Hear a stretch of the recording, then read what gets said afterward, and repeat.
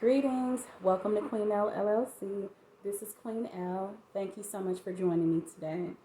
This week's astrology update is comprised of July 16th to about July 22nd. So, when I'm doing these weekly updates, I typically follow the first 7 days of a month, then the second 7 days, and so on. This week's planetary aspects, and you know I'm going to link that planetary aspect video above. They kind of cross over some of the time frames that I would normally post weekly video updates. So, for instance, I posted already the video of the first 7 days of July. The last video that I posted was, I believe, about the 8th or 9th through the 14th to 15th of July. And just looking at my notes, that covered the transit of Sun sextile Uranus. So if you haven't seen my last video, then I will link that above as well. And then for this video, it would typically cover July 16th through about the 23rd. However, we didn't have any major planetary aspects taking place on July 16th. And now we have one on July 17th. And then going through about July 22nd, that's where I want to cut off this video, just because we have a couple of things taking place, specifically retrogrades taking place on the 22nd, which I'm also doing separate videos for those. So I will mention that shortly. And then wrapping up the end of July, I will cover July 23rd through the 31st, because we have about a gap within a couple of days of that last week where we don't really have much going on astrologically, which is a good thing because we have so much taking place this week. So let me dive in. Again, thank you so much for joining me today. So to start, we have, let's see, like I said, July 17th.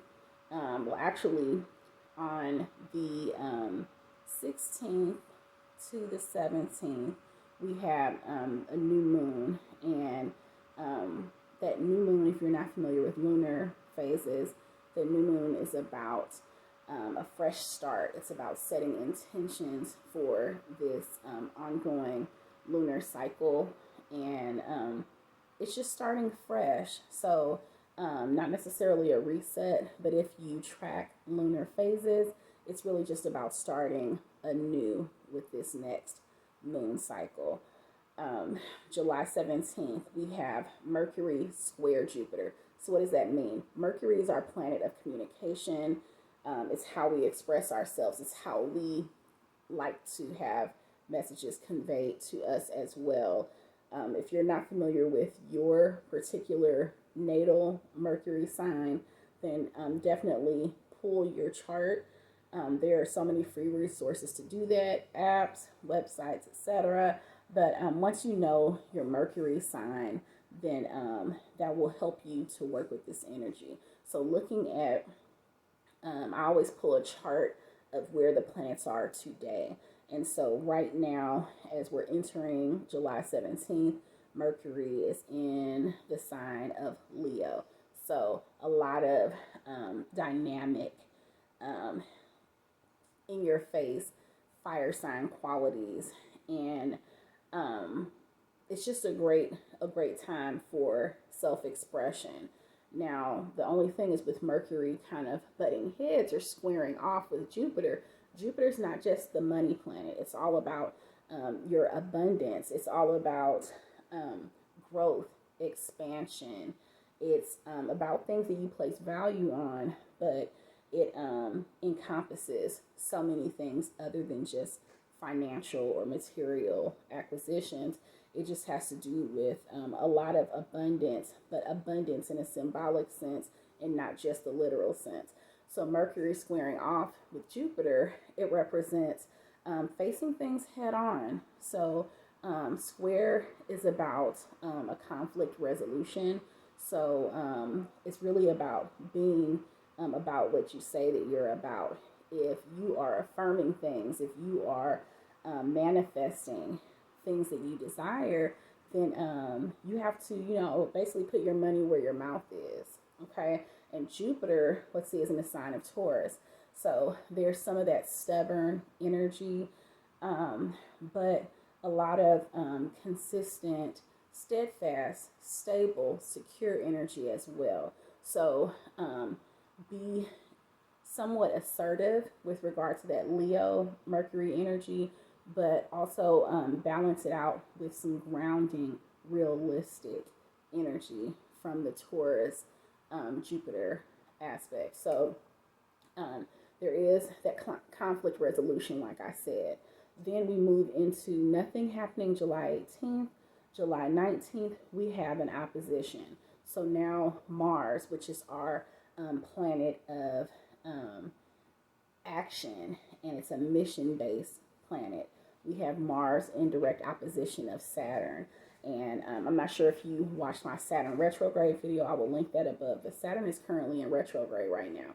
And Saturn is in the sign of Pisces. So Saturn is about our boundaries, about our restrictions, about the structures that we have in place, that we have put in place, or on top of that, the boundaries that have been imposed on us by circumstance, by society, by environmental influences as well. So with Mars being in opposition of that, it is not so much a conflict resolution like with the square energy.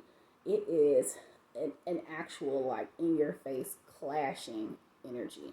So this means that your actions not really aligning with the boundaries that you have in place.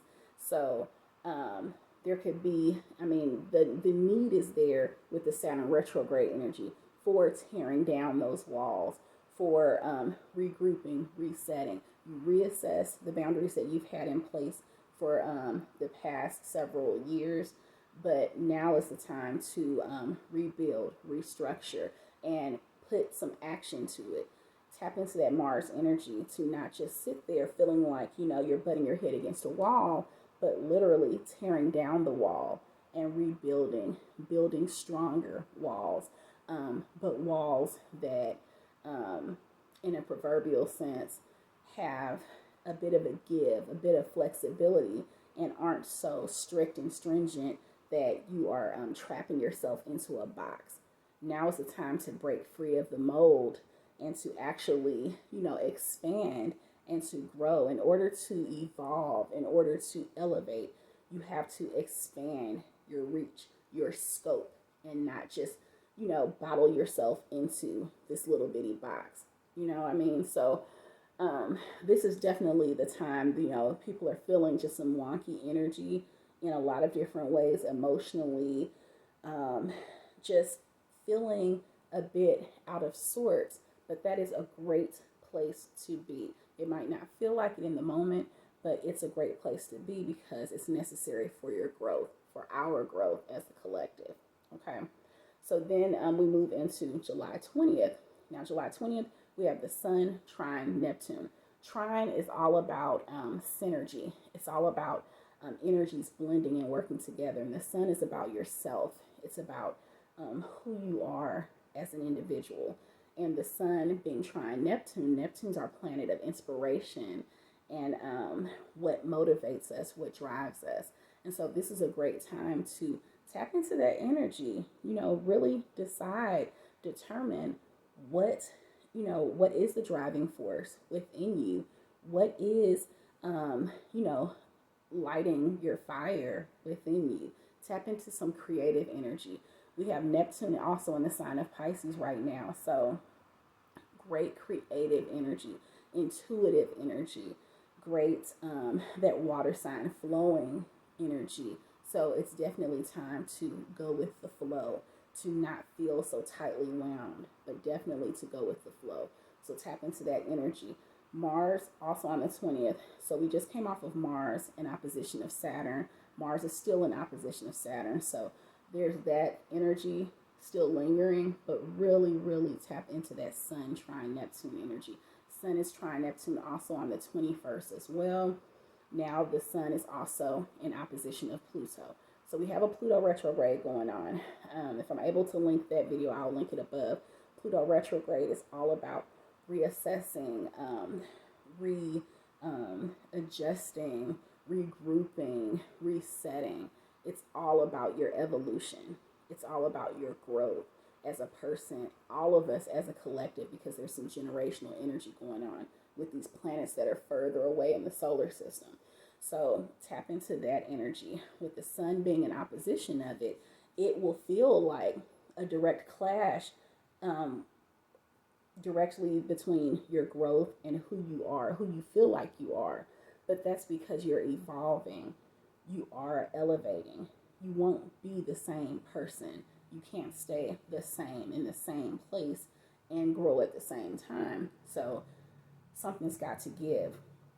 Either it's status quo, you stay the same, and then you just desire the growth but don't actually grow, or it's about this shattering walls thing.